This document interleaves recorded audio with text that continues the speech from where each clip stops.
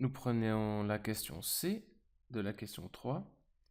Alors, on a un point moins 5, 2. Je ne vais pas représenter ceci dans un repère cartésien. Et on veut les coordonnées du point X, Y, enfin du point M, dont l'abscisse vaut donc X, et puis l'ordonnée vaut Y. Et on aimerait que MP soit égal au vecteur Y, c'est-à-dire le vecteur que l'on a trouvé dans la partie précédente. Alors, ce vecteur Y vaut moins 7 demi moins 9.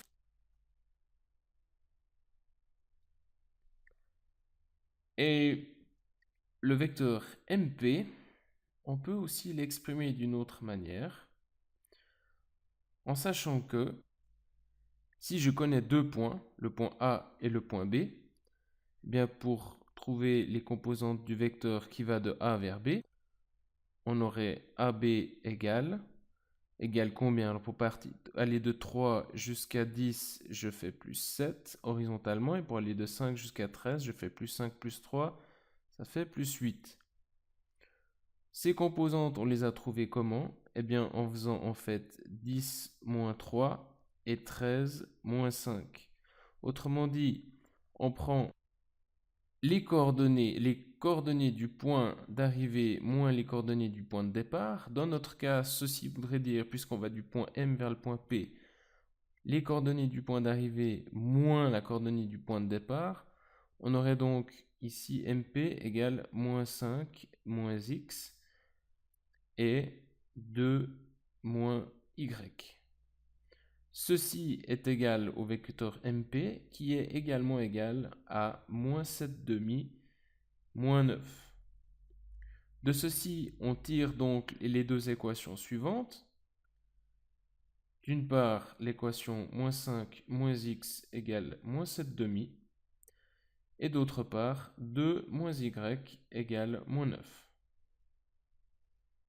Alors allons-y, résolvons ces équations. Pour cette équation, on doit commencer par faire plus x, afin d'avoir moins 5 égale moins 7 demi plus x. Et ensuite, il suffit de faire, comme deuxième opération, plus 7 demi.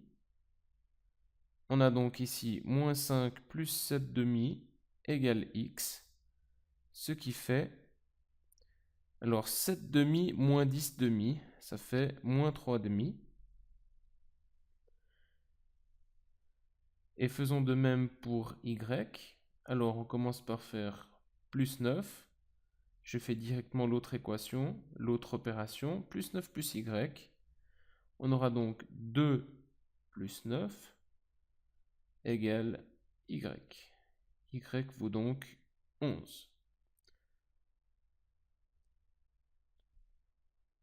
On a donc trouvé ce que l'on cherchait.